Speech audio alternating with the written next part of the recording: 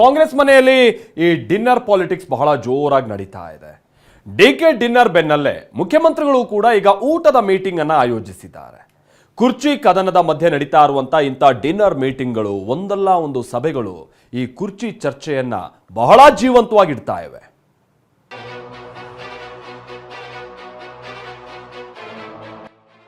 ಉಸಿರು ಇರೋವರೆಗೂ ರಾಜಕೀಯದಲ್ಲಿ ಇರುತ್ತೇನೆಂದ ಸಿಎಂ.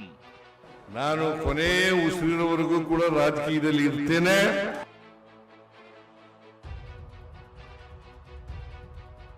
ಮಾರ್ಚ್ 16ಕ್ಕೆ ಸಿಎಂ ಡಿನ್ನರ್, ಸದನದಲ್ಲೂ ಕುರ್ಚಿ ಚರ್ಚೆ.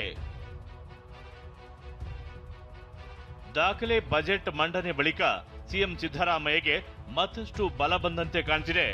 ಇವತ್ತು ತವರಿನಲ್ಲಿ ಅಬ್ಬರಿಸಿದ ಸಿಎಂ, ನನ್ನ ಉಸಿರು ಇರೋವರೆಗೂ ರಾಜಕೀಯದಲ್ಲಿ ಇರುತ್ತೇನೆ, ಜನರ ಸೇವೆ ಮಾಡ್ತೀನಿ ಎಂದಿದ್ದಾರೆ. ಇವತ್ತಿನವರೆಗೂ ಕೈಲಾದಷ್ಟು ಜನಸೇವೆಯನ್ನು ಮಾಡ್ಕೊಂಡು ಬಂದಿದ್ದೀನಿ, ಮುಂದೆನೂ ಮಾಡ್ತೀನಿ. ನಾನು ಕೊನೆ ಉಸಿರಿನವರೆಗೂ ಕೂಡ ರಾಜಕೀಯದಲ್ಲಿ ಇರ್ತೇನೆ. ನಿಮ್ಮ ಸೇವೆಯನ್ನ ಸಾಧ್ಯವಾದ ಮಟ್ಟಿಗೆ ಮಾಡ್ತೇನೆ ಅಂತಕ್ಕಂಥ ಮಾತುಗಳನ್ನ ಈ ಸಂದರ್ಭದಲ್ಲಿ ಹೇಳಲಿಕ್ಕೆ ಬಯಸ್ತಾ ಇದ್ದೇನೆ. ಇದೇ ಹೊತ್ತಲ್ಲಿ ಮಾರ್ಚ್ 16ಕ್ಕೆ ಸಿಎಂ ಸಿದ್ದರಾಮಯ್ಯ ಸಚಿವರಿಗೆ ಡಿನ್ನರ್ ಮೀಟಿಂಗ್ ಆಯೋಜಿಸಿದ್ದಾರೆ. ಮೊನ್ನೆಯಷ್ಟೇ ಡಿಸಿಎಂ ಡಿಕೆ ಕೆಪಿಸಿಸಿ ಅಧ್ಯಕ್ಷರಾಗಿ 6 ವರ್ಷ ಪೂರೈಸಿದ ಹಿನ್ನೆಲೆಯಲ್ಲಿ ಡಿನ್ನರ್ ಪಾರ್ಟಿ ಆಯೋಜಿಸಿದ್ರು. ಇದಾದ ಬಳಿಕ ಶಾಸಕಾಂಗ ಸಭೆಯಲ್ಲಿ ಶಾಸಕರು ಸಚಿವರ ವಿರುದ್ಧ ಬೇಸರ ಹೊರ ಹಾಕಿದ್ರು. ಇದರ ಬೆನ್ನಲ್ಲೇ ಸಿಎಂ ಕೂಡ ಡಿನ್ನರ್ ಆಯೋಜಿಸಿರುವುದು ಕುತೂಹಲ ಮೂಡಿಸಿದೆ.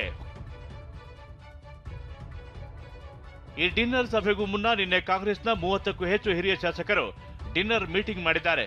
ನಿನ್ನೆ ಡಿನ್ನರ್ ಸಭೆಯಲ್ಲಿದ್ದ ಸಾಗರ ಕ್ಷೇತ್ರದ ಶಾಸಕ ಬೇಳೂರು ಗೋಪಾಲಕೃಷ್ಣ, 35 ಮಂದಿ ಶಾಸಕರು ಡೆಲ್ಲಿಗೆ ಹೋಗ್ತಿದ್ದೀವಿ ಎಂದಿದ್ದಾರೆ. ನಾಳೆ ಅಲ್ಲ, ಸೋಮವಾರ ನೈಟ್ ಹೋಗ್ಬರ್ತೀವಿ. 35 ಜನ ಹೋಗ್ತೀವಿ. ಡಿನ್ನರ್ ತಂತ್ರಗಾರಿಕೆ ಬಗ್ಗೆ ಪ್ರತಿಕ್ರಿಯಿಸಿರುವ ಡಿಸಿಎಂ, ಎಲ್ಲರಿಗೂ ಮಂತ್ರಿ ಆಗಬೇಕು ಅನ್ನೋ ಆಸೆ ಇರುತ್ತೆ, ಮೀಟಿಂಗ್ ಮಾಡಿದ್ರೆ ತಪ್ಪೇನು ಎಂದಿದ್ದಾರೆ. ತಪ್ಪೇನಿದೆ, ಎಲ್ಲ ಮಂತ್ರಿ ಆಗಬೇಕು ಅಂತ ಆಸೆ ಇದೆ. ನಾನು ಫಸ್ಟ್ ಟೈಮ್ ಆಗಿಲ್ವಾ, ನಾನು ಓಲ್ಡ್ ಆಗ್ಬಿಟ್ಟಿದ್ದೀನಿ, ನಾನು ಸೀನಿಯರ್ ಸಿಟಿಜನ್ ಆಗ್ಬಿಟ್ಟಿದ್ದೀನಿ, ಅವ್ರಿಗೂ ಆಸೆ ಇದೆ, ತಪ್ಪೇನಿಲ್ಲ. ಇನ್ನು ವಿಧಾನಸಭೆಯಲ್ಲೂ ಸಿಎಂ ಕುರ್ಚಿ ಬಗ್ಗೆ ಪ್ರಸ್ತಾಪ ಆಯಿತು. ಹಾಲು ಜೇನಿನಂತೆ ಇದ್ದೀವಿ ಅಂತ ಸಿಎಂ ಹೇಳ್ತಾರೆ, ಆದ್ರೆ ಇಬ್ಬರ ಮಧ್ಯೆ ಮುನಿಸು ಇದೆ ಅಂತ ಬಿಜೆಪಿ ಶಾಸಕ ಸುರೇಶ್ ಗೌಡ ಕಾಲೆಳೆದ್ರು. ಸಿದ್ದರಾಮಯ್ಯನವರು ಮಾತ್ರ ಹೇಳ್ತಿರ್ತಾರೆ, ನಾವು ಮತ್ತೆ ಡಿಕೆ ಶಿವಕುಮಾರ್ ಅವರು ಹಾಲು ಮತ್ತು ಜೇನು ಇದ್ದಂತೆ ಅಂತ.